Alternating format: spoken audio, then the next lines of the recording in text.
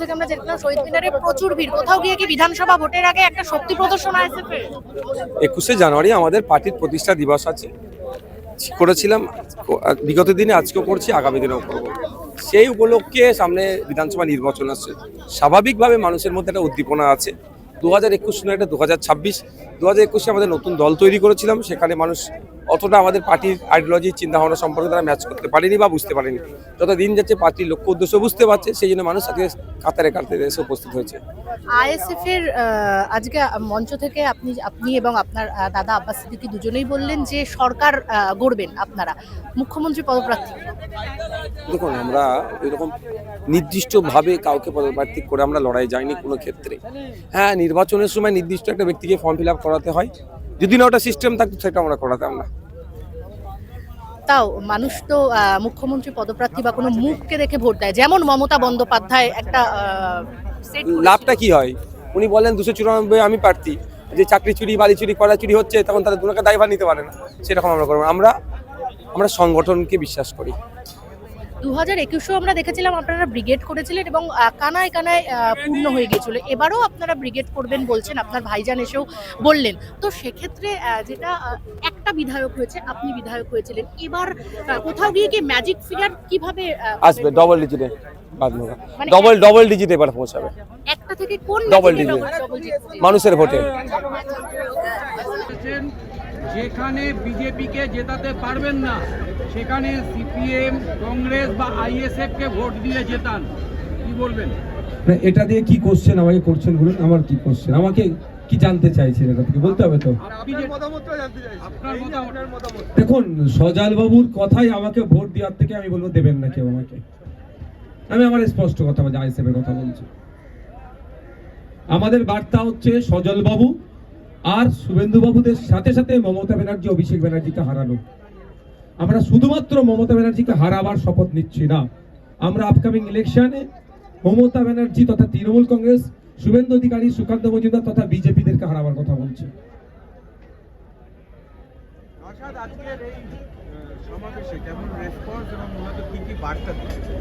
দেখুন, আমাদের বার্তা এক একটা বক্তা এক এক বিষয়ে দিয়েছেন, এক এক বিষয়ে চর্চা করেছেন।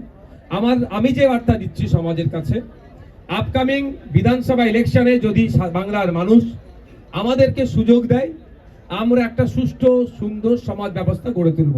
যে সুষ্ঠু সুন্দর সমাজ ব্যবস্থায় আনিসের মতো ঘটনা ঘটতে দেবো না, তিলোত্তমার মতো যে ধরনের ভয়ঙ্কর ঘটনা ঘটছে ঘটতে দেবো না, তামান্নার মতো এই ফুটফুটে বাচ্চাদেরকে এই দুর্ঘটনা ঘটতে দেবো না। সর্বোচ্চ চেষ্টা করব নারী পুরুষ নির্বিশেষে প্রত্যেকের যে নাগরিক অধিকার আছে সেটা মাথা তুলে পাবে। লেবারদের আজকে মিনিমাম ওয়েজেসটুকু নাই পশ্চিমবাংলায়, মিনিমাম ওয়েজেস নির্ধারণ করা হবে। চা শ্রমিক থেকে শুরু করে দর্জি শ্রমিক আছে, যে দুরবস্থা কাটাবো।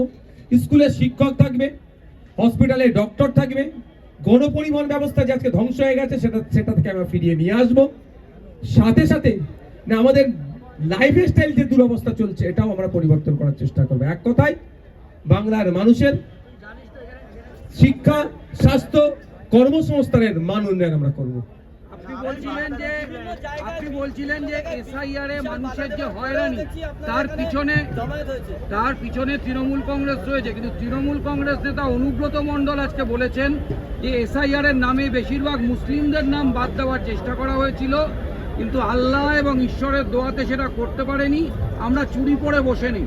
দেখুন, এই চুরি পরে বসে নেই কথাটার সাথে আমি সহমত প্রথমেই হব না। চুরি পরে বসে নেই বলে কিসের ইঙ্গিত? এটা দুর্বলতার ইঙ্গিত। আমার মা, আমার বোন, আমার বেটি চুরি পড়ে না? আমার মা, আমার বোন, আমার বেটি চুরি পরে জেট ফ্লাইট উড়াচ্ছে। আমার মা, আমার বোন, আমার বেটি সুফিয়া কুরেশি, ভূমিকা সিং পাকিস্তানকে নাস্তানাবুদ করে দিচ্ছিল একটা অংশ, সে আমার বোন। সুতরাং এই চুরিপুরের কথাটার প্রথমে আমি অবজেকশন দিচ্ছি। দ্বিতীয় কথা হচ্ছে সাপ হয়ে কামড়াচ্ছে, ওঝা হয়ে যাচ্ছে।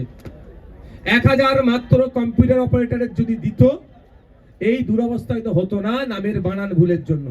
মুসলিম যাদেরকে ডাকা হয়েছে তাদের একটা হেভি অংশ শুধুমাত্র নামের বানান ভুল। আকার একার খাতুনের জায়গায় বিবি হয়েছে, বিবি খাতুনের জায়গায় বেগম হয়েছে। মোল্লা মোহাম্মদ আব্দুল করিম নাম, আব্দুল করিম মোল্লা মোহাম্মদ। এই কাজগুলোর জন্য তাদের ডাক পড়েছে। এটা ম্যানুয়ালে হলে হয়তো এই ডাকটা পড়তো না।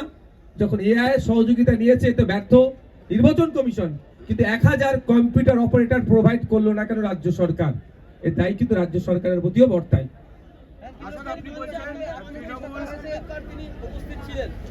তার দল কি আইএসএফ এর সঙ্গে জোট করছে এই রাজ্যে? দেখুন, জোট করাটা পরের প্রসঙ্গ, তার দলটাও পরের প্রসঙ্গ। সর্বপ্রথম পরিচয়, প্রকাশ আম্বেদকর জি বাবা সাহেব আম্বেদকর জির নাতি। যে বাবা সাহেব আম্বেদকর আমার আপনার হাতে 2 বছর 11 মাস 18 দিন অক্লান্ত পরিশ্রম করার পর একটা সংবিধান তুলে দিয়েছে। সেই সংবিধান আছে বলে আমি আজকে বুক ঠুকে বলছি, আমার বাড়িতে হিয়ারিং এর নোটিশ আসার পর আমি আতঙ্কিত নই, বিকজ অফ আওয়ার কনস্টিটিউশনাল পাওয়ার।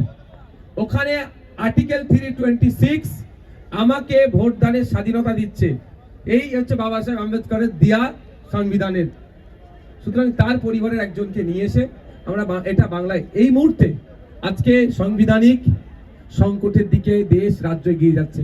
বিরোধী কণ্ঠ কথা বলতে দিচ্ছে না, মিটিং হচ্ছে ইচ্ছাকৃতভাবে 20 তারিখকে কেটে 21 তারিখে নোটিশ পাঠাচ্ছে হিয়ারিং এর। এমনি হিয়ারিং নিয়ে মানুষ আজকে চিন্তিত, প্রচুর ডকুমেন্টস আছে।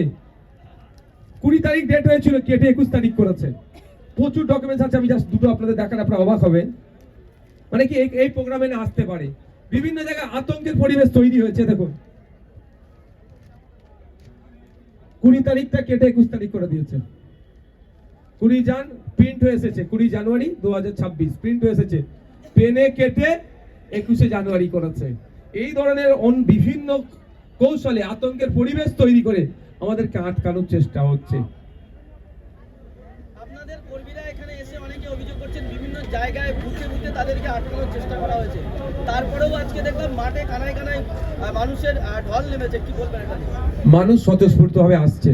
কোনো মানুষকে বিরিয়ানির প্যাকেট দিনের রোজ, বা না আসলে তোমার লক্ষ্মীর ভান্ডার, না আসলে তোমার বিধবা ভাতা বার্ধক্য ভাতা যেটা পাচ্ছ তোমার কেটে দেওয়া হবে, মজবুর করে কাউকে আমরা নিয়ে আসিনি।